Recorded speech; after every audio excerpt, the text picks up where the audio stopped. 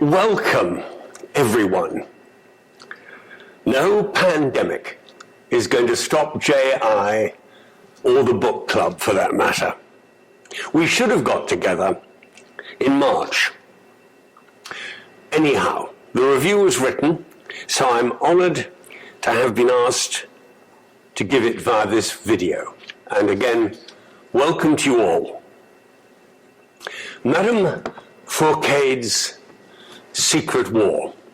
My first book review more than 10 years ago here in JI was of Lynne Olsen's brilliant and moving Citizens of London, a book now firmly in my top 10 and one I've given to many a friend since.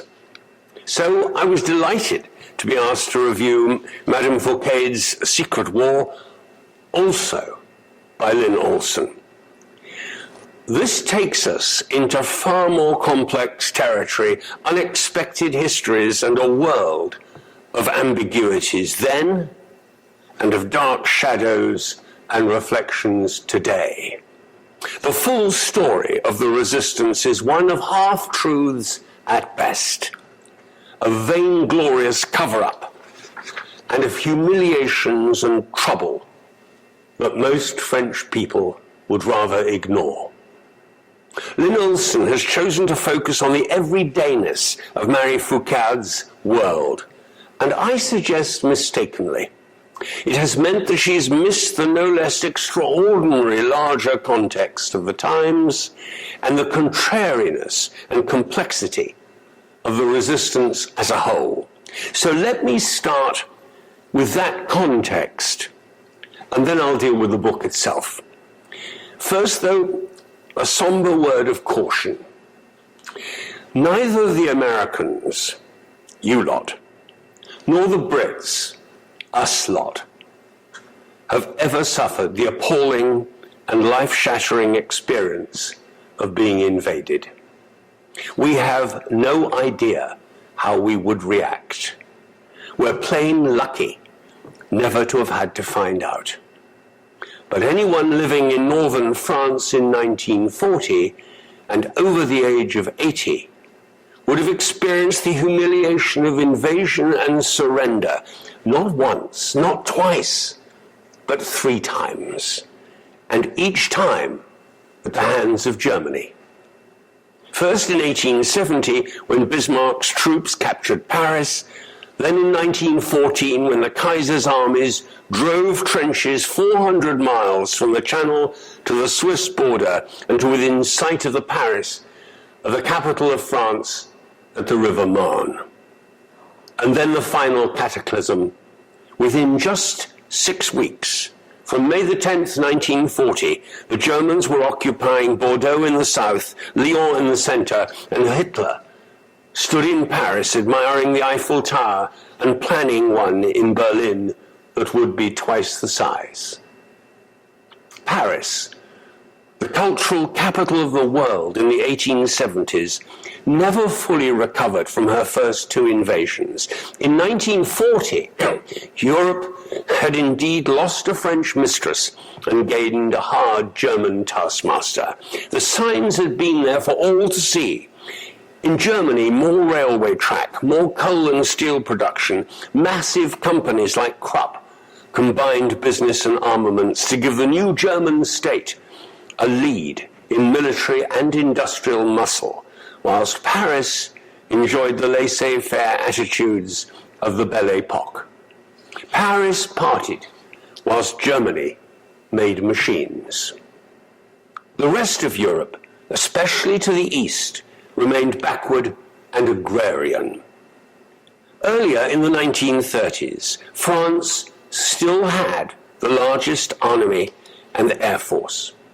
Its economy was booming off the back of reparations, but half of its employment was in agriculture, small farmsteads, tiny bundles of often poor land. Trade collapsed.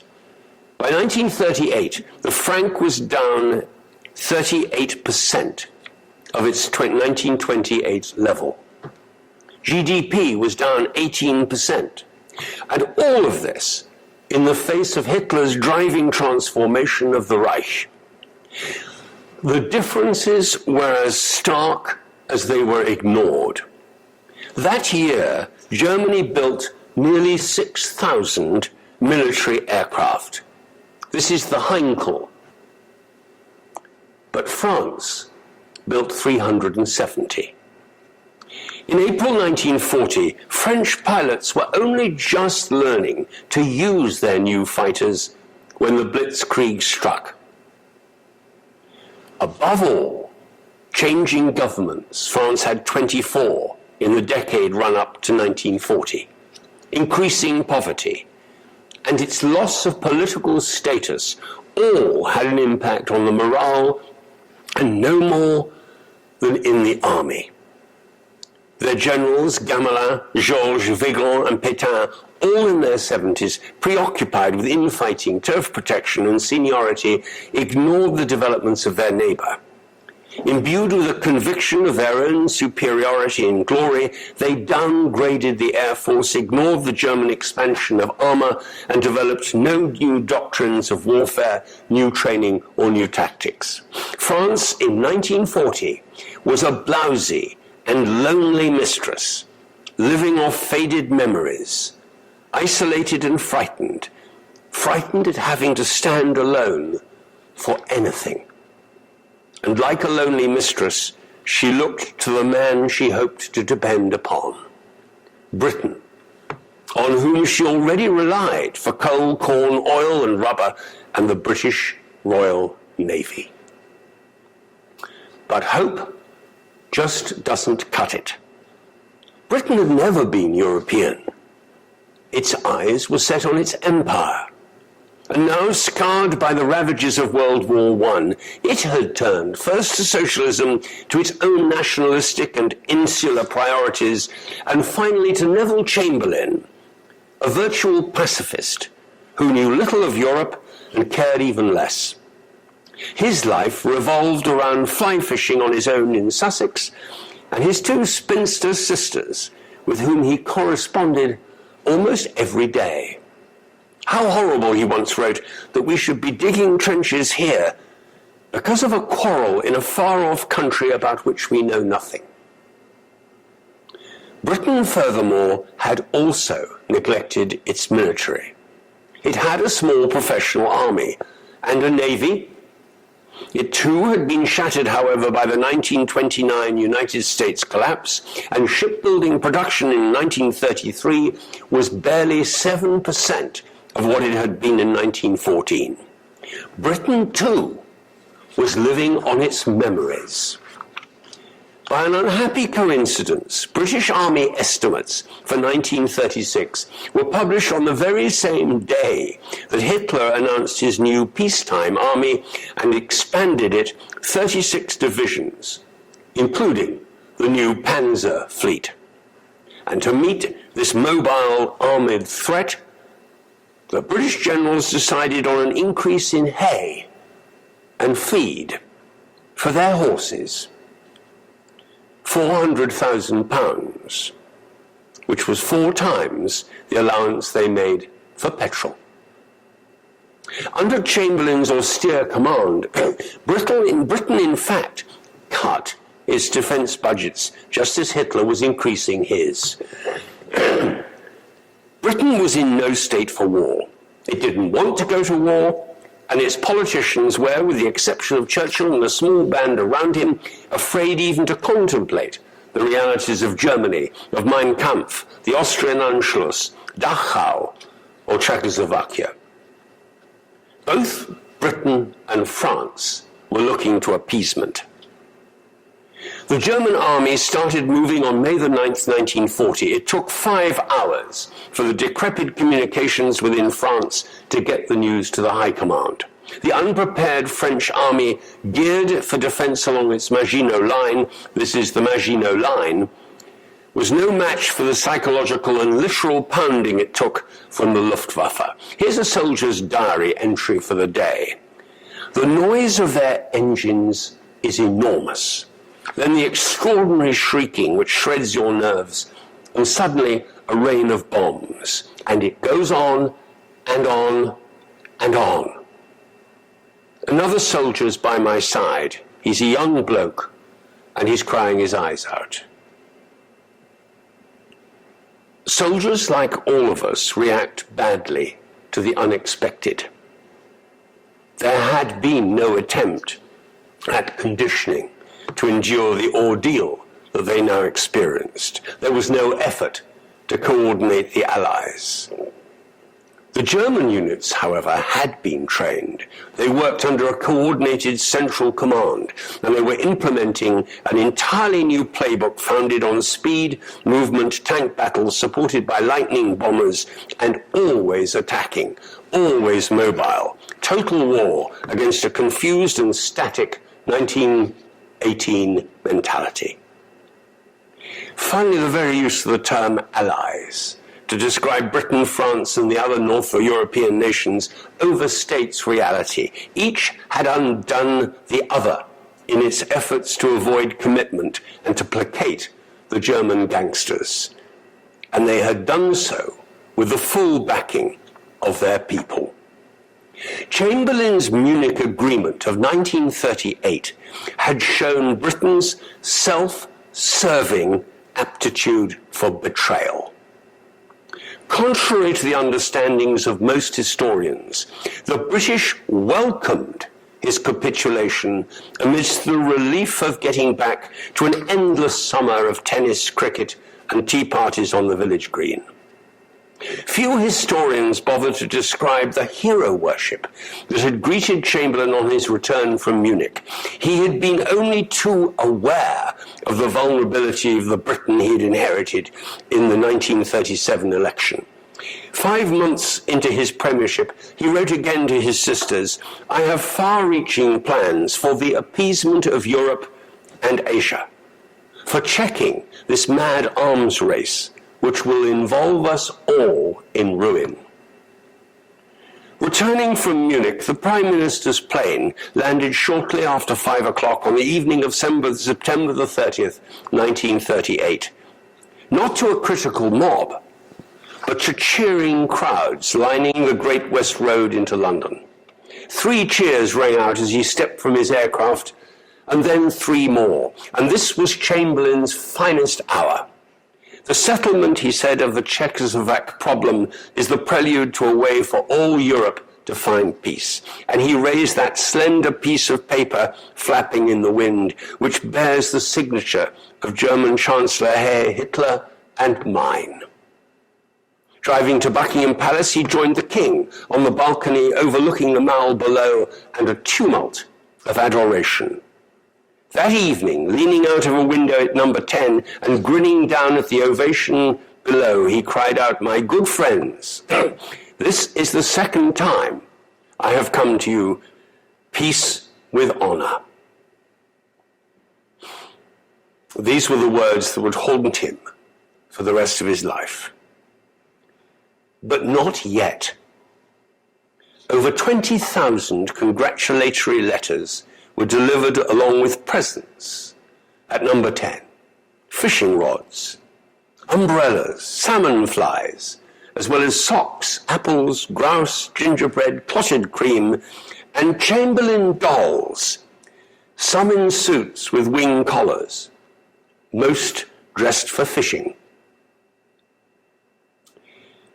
6 weeks later came Kristallnacht. A few months and the British Army escaped from Dunkirk.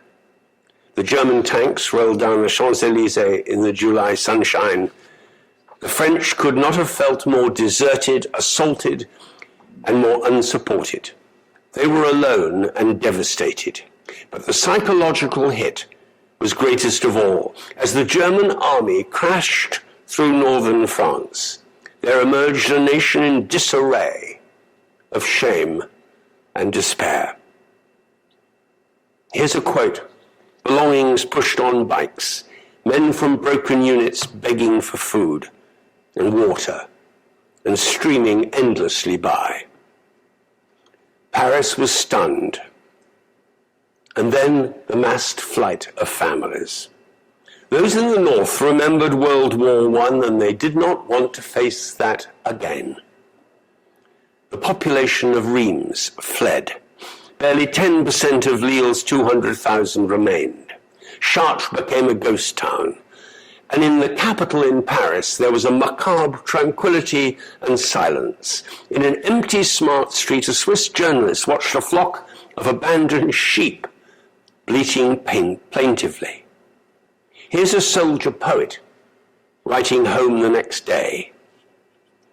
The people here are half mad. They don't reply when we talk to them. There's only one word: escape. Entire families, the wagons driven by women in tears, furniture, trunks, linen, all piled up. 8 million French abandoned their homes in July 1940, the greatest mass migration in European history. And as they did so, they walked into total war.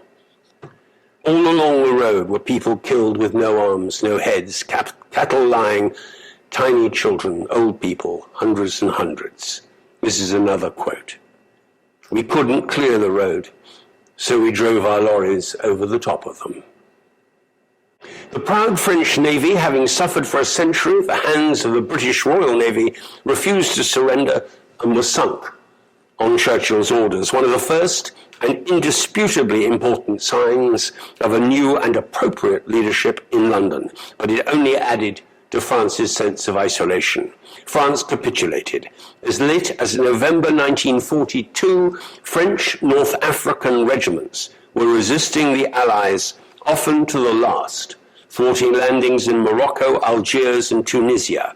3 years into the war, and French troops were still fighting for Germany and the Nazis. France was suffering from a form of national collective post-traumatic stress syndrome. In disarray, frightened, in flight, and friendless, it's no surprise that a stunned nation did little. Nor is it surprising, if only to save some semblance of esteem, that gradually a myth would be created, one of wished-for valor, hoped-for courage, and resistance. And it's no surprise that in the glamour of General de Gaulle's walk down the Champs-Élysées in the glory of ultimate victory 4 years later, the story grew of the heroic resistance movement and its part in reclaiming France's freedom. France, so the story ran, had never given in.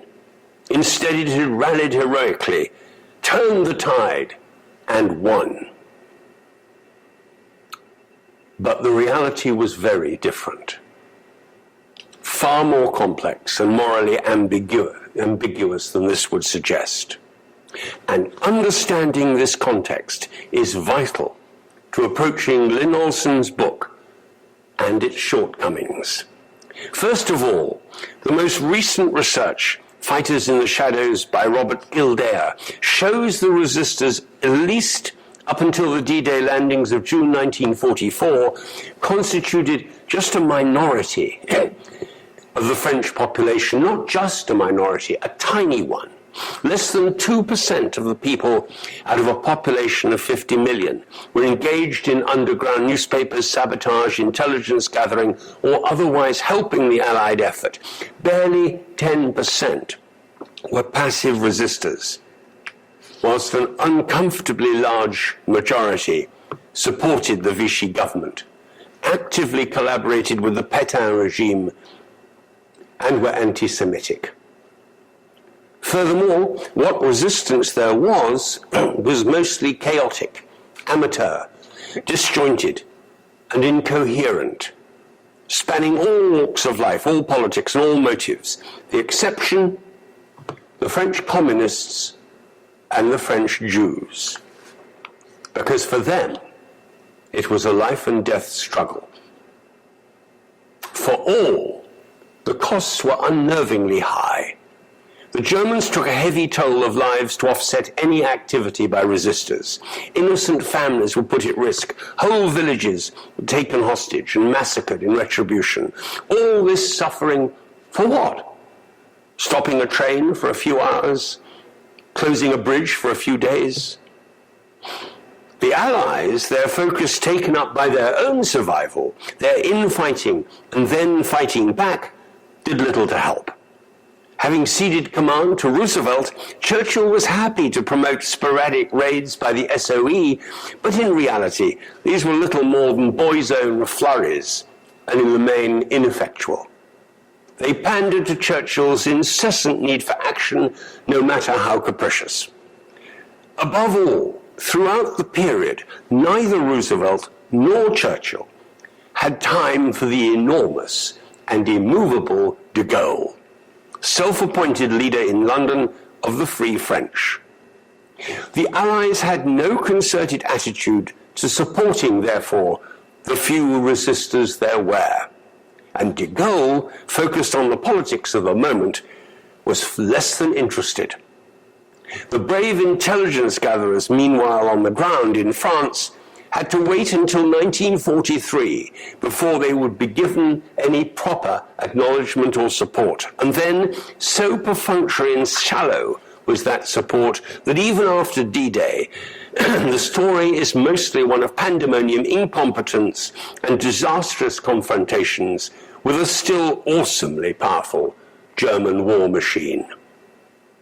The main French response had been the Vichy government's collaboration. A puppet administration headed by the 80-year-old Marshal Pétain and Prime Minister Pierre Laval. They ran half of the nation from the spa town of Vichy south to Marseille. Vigorously anti-Semitic, it was responsible for the deportation of France's 70,000 Jews, of whom barely 2,000 survived. The story did not end with the Allied victory in 1945. France then endured the final complex humiliations of its own revenge on those who'd worked with the Germans. 120,000 French men and women were convicted, 7,000 to execution, though only 791 were eventually executed, including, ironically, one of the true heroes of the resistance, falsely accused of aiding the enemy. Perhaps most vicious, because most petty, was the treatment of women suspected of having had romantic relations with the Germans. Their heads shaved, tarred and feathered, beaten and held up to ridicule. It was called l'étupération.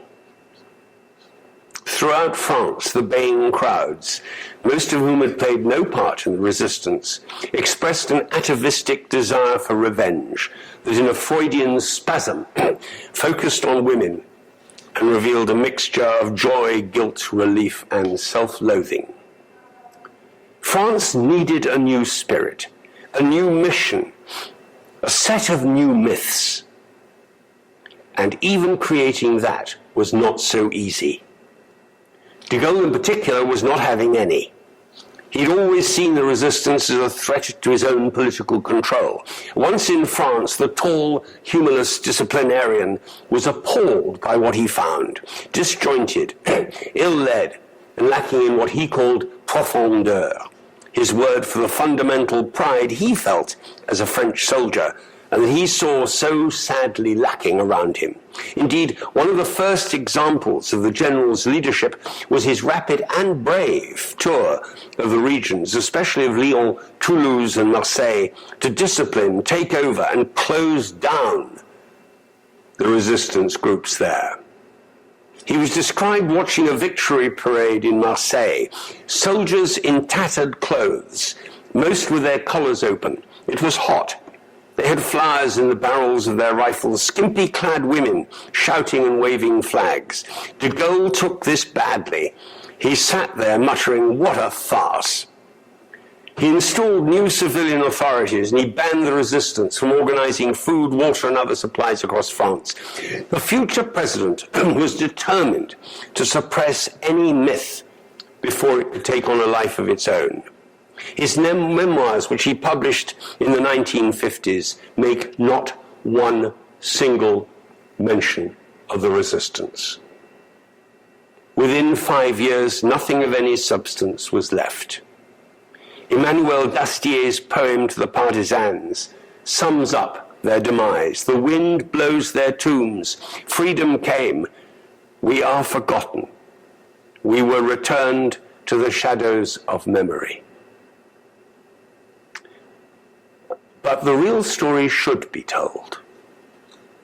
Nothing can diminish the essence of the fundamental tale. The resistance was a serious moment in history. 2% may not sound a lot, but it adds up to somewhere between 50 and 100,000 individuals. This was valor against the odds, and it will always have the power to inspire. These were ordinary men and women who made extraordinary sacrifices, made heroic, often selfless choices against appalling odds, and many paid a terrible price. Though they may have been amateur, disjointed, ramshackled even, they fought as best they could, and they refused to give in. And in so doing, many discovered themselves. They learned how to live. They found their identity.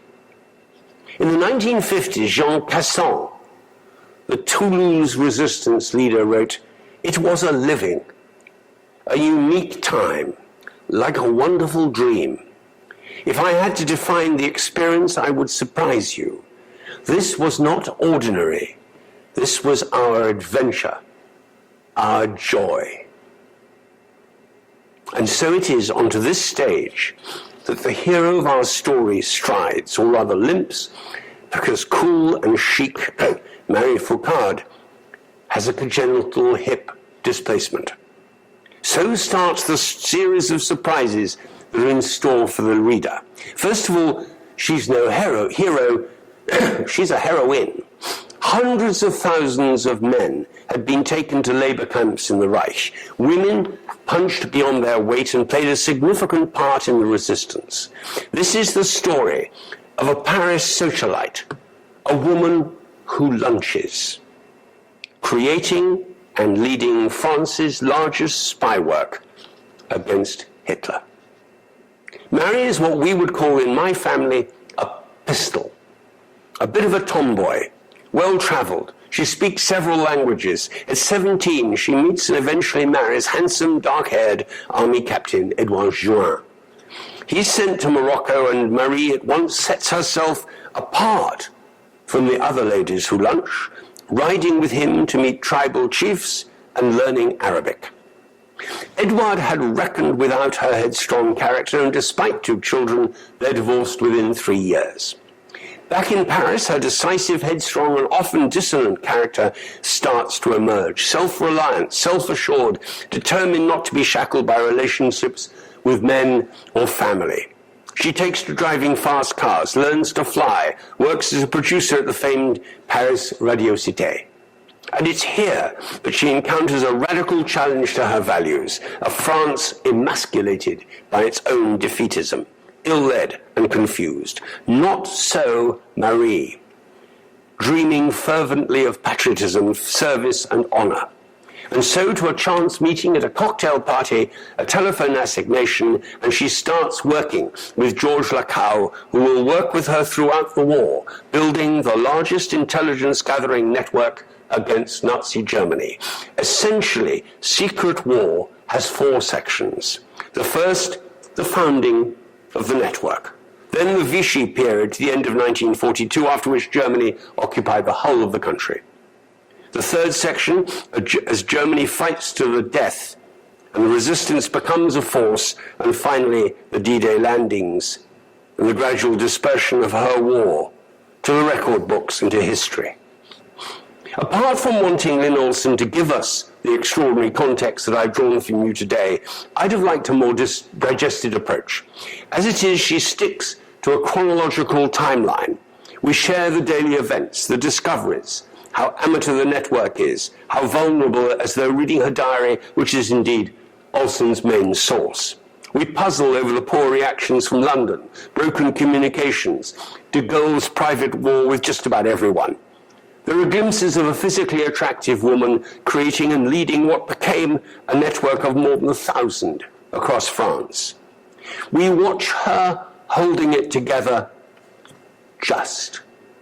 Lonely, alone, often close to breaking point, but driven and indomitable.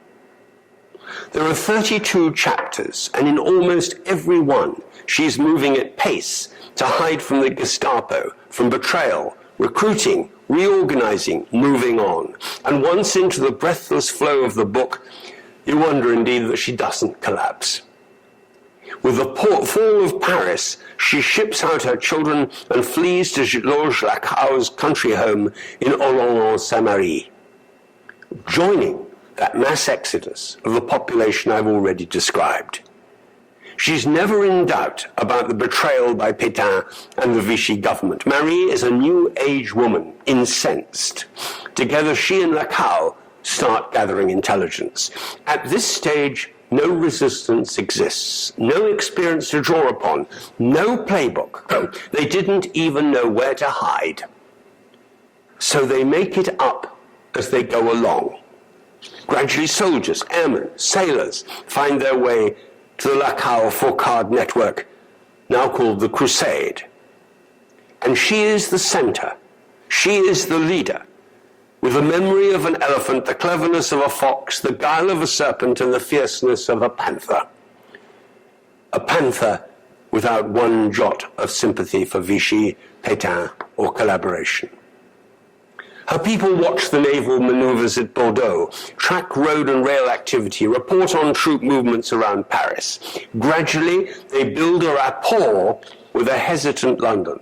Gradually, they improve the communications. They supply details of troop movements to fit Allied questioning, reports on ammunition sites and armament factories. Gradually, Crusade assumes an identity and becomes a deadly target for the Gestapo. This has become a life and death struggle. At the start of the book, Olsen lists 37 important players in the story, commenting briefly on each. But she does not tell us, as my researchers have shown, that at least 20 were tortured, sent to concentration camps, or otherwise killed. That's a death rate of 66%.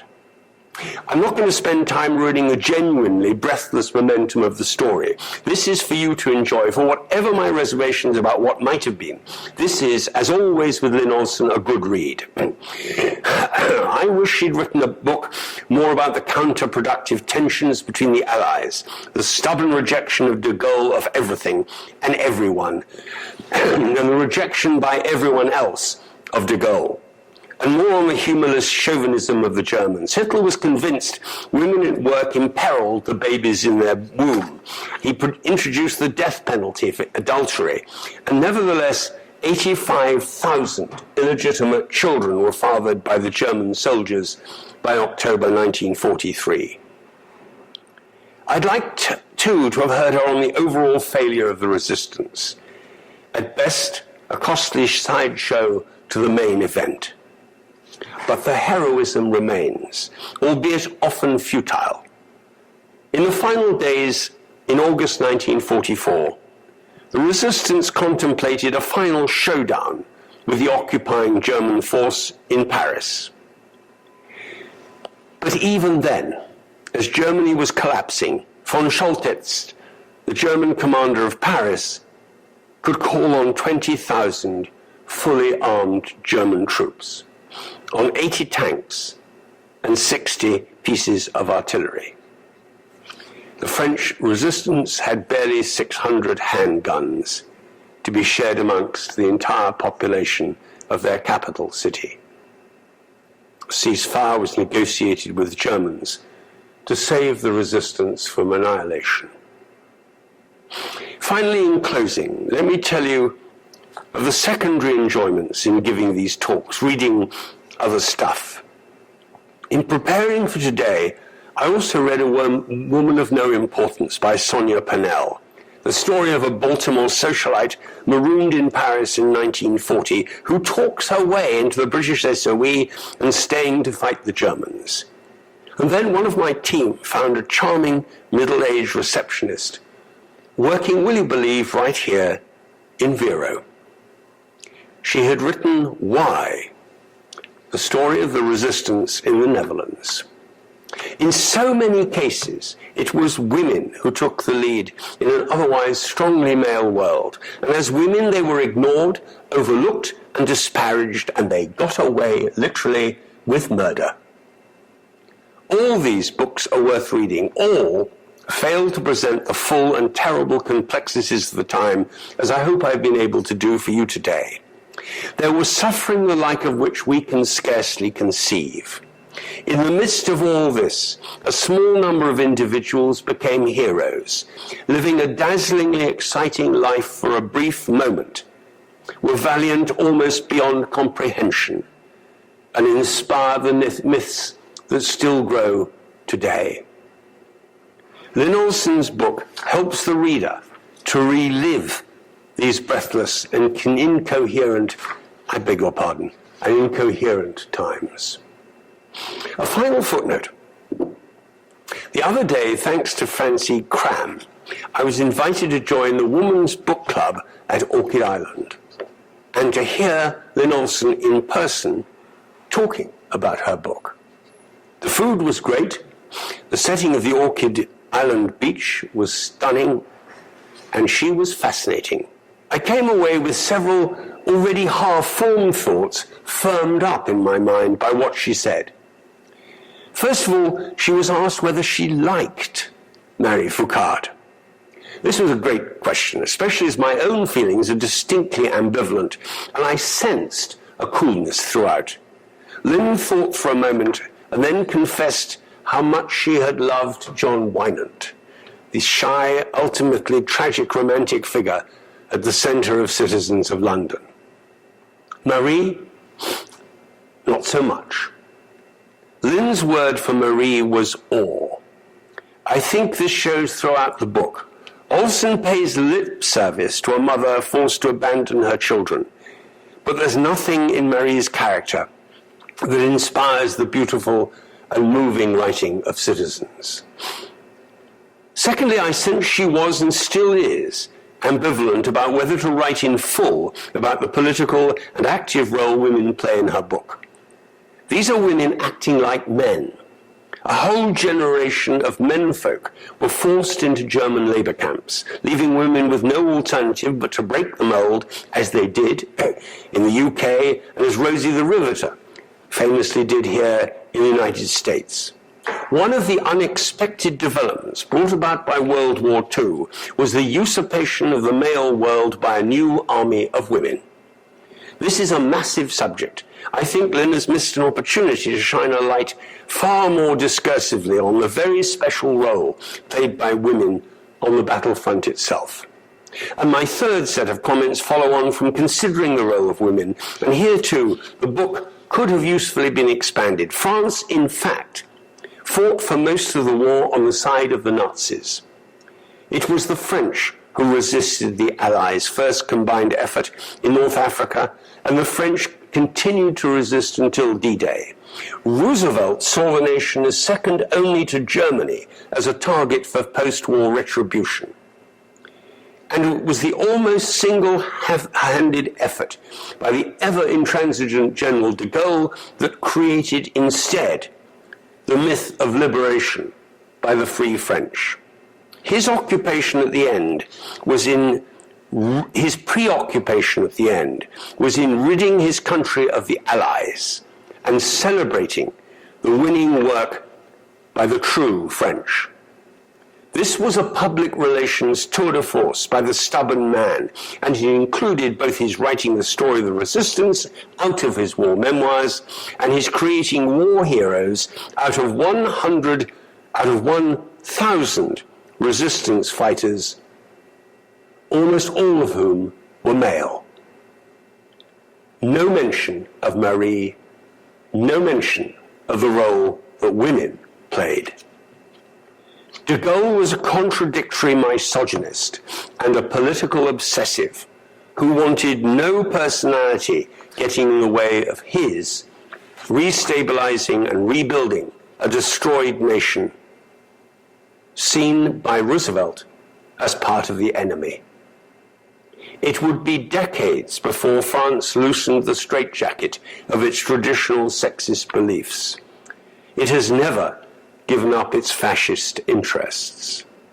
Indeed, part of the confused socio-political reality of France today, that another woman, another Marie Le Pen, leads one of the dominant parties there, and that her is fascist. Thank you very much for listening to me. See you all soon.